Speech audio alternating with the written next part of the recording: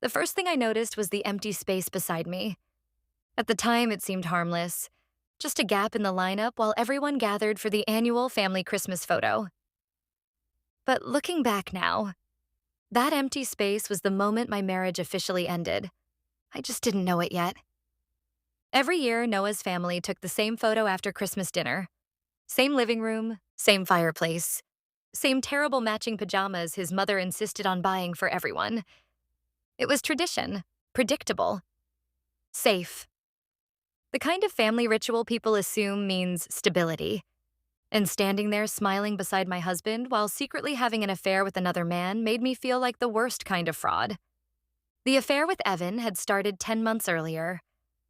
He worked in finance consulting and met with my company during a branding project.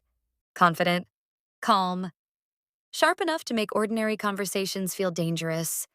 At first, it was harmless flirting, then private lunches, then hotel rooms booked during client travel.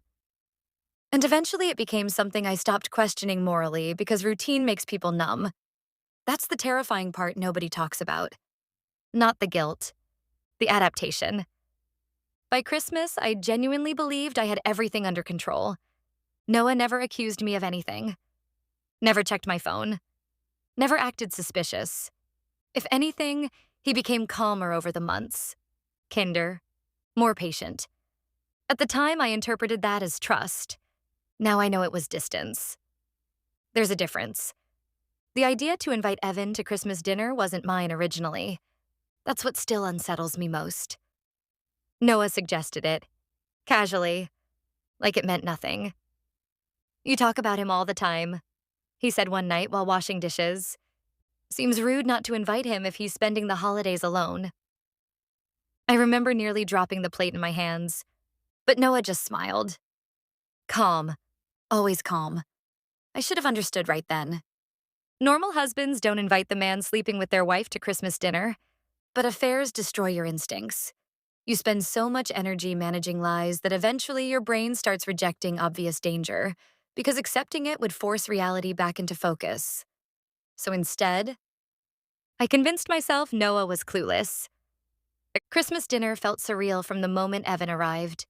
Watching him hug my parents, shake my father's hand, laugh with my younger brother, it made the affair suddenly feel ugly in a way hotel rooms never did. Because secret relationships feel glamorous in isolation. But place them inside real life, inside family, and suddenly they become pathetic. Noah acted perfectly normal all night. That was the frightening part. He poured Evan whiskey, asked him about work, even pulled him into conversations with relatives.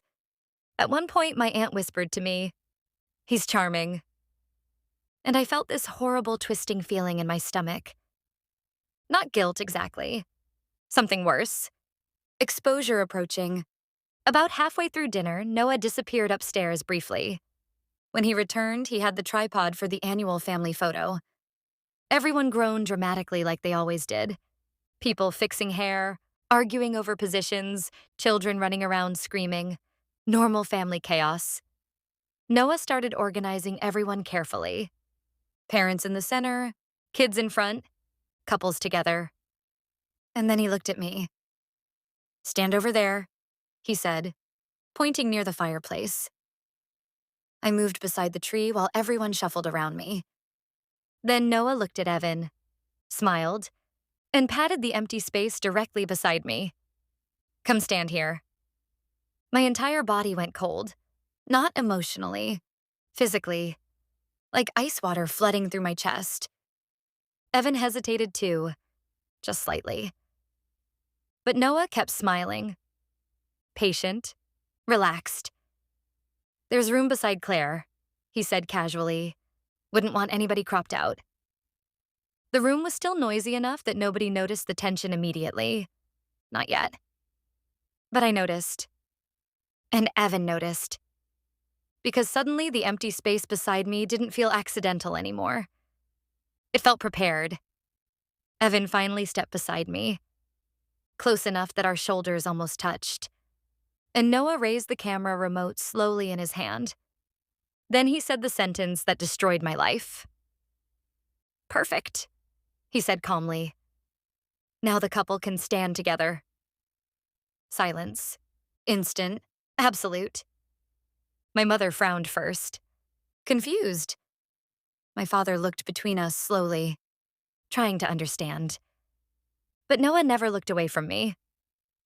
I felt panic hit so hard I thought I might actually faint. Noah, I whispered, but my voice barely existed. He tilted his head slightly, still calm, still horrifyingly calm. What? He asked softly. You spent almost a year trying to stand beside him anyway. The room changed instantly after that. You could physically feel it. The warmth disappeared. The noise disappeared. Everything collapsed into tension. Evan stepped backward immediately. Coward. I still remember that part vividly. The speed at which he created distance between us once consequences became public.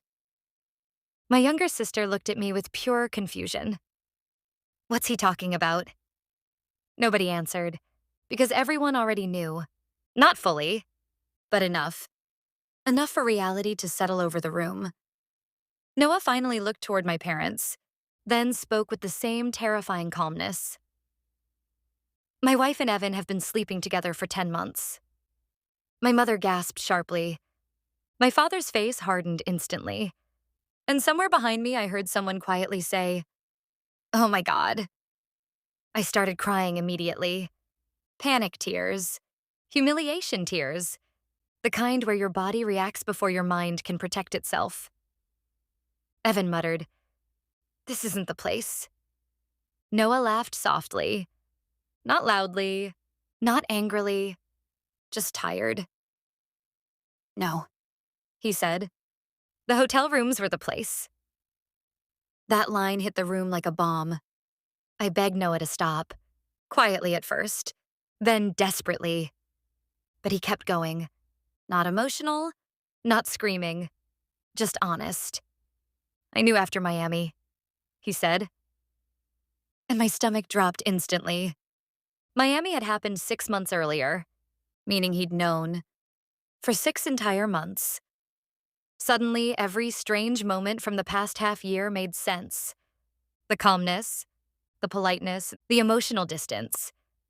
This wasn't discovery. It was conclusion. "Why would you do this now?" I asked through tears. Noah looked around the room slowly. At our families, at Evan, at me.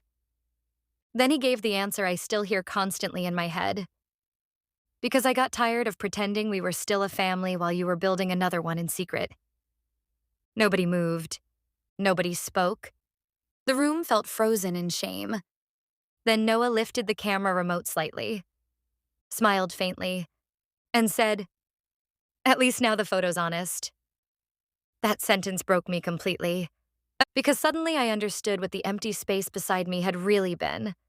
Not positioning, not coincidence. A statement. Evan grabbed his coat minutes later. Didn't defend me, didn't stay beside me, didn't fight for us. He just left. And watching him walk out that door shattered the fantasy more than the exposure itself. Because affairs only feel powerful while hidden. The second real life touches them, they collapse. Noah finally reached into the cabinet beneath the TV and pulled out a folder. Phone records, hotel receipts, photos, everything organized perfectly. Prepared. "I hired someone after Miami," he said quietly. Again. That awful calmness. The calmness of someone who already mourned the relationship privately. My father wouldn't even look at me anymore. My mother cried silently beside the fireplace. And there I stood in matching Christmas pajamas while my entire marriage collapsed in front of a decorated tree. Then Noah said the final thing that truly ended everything. "The divorce papers were filed last week." Not will be filed. Already filed. Again, that horrifying realization hit me. He wasn't reacting emotionally tonight. He had already moved through the grief. This photo was simply the moment he stopped protecting me from the consequences. Months later, after the divorce finalized, I asked Noah why he did it during the family photo. Why expose everything right before the picture? And his answer still destroys me. Because family photos are supposed to show reality, he said. Then he looked at me quietly, and ours hadn't been real for a long time. I still think about that empty spot beside me sometimes, that carefully saved place waiting for the truth to step into it. But the worst part wasn't the humiliation. It wasn't my family staring at me. It wasn't even Evan leaving. It was realizing my husband had spent 6 months standing beside me emotionally detached, while I kept mistaking his silence for trust. And by the time he arranged that photo, our marriage had already disappeared long before the camera ever flashed.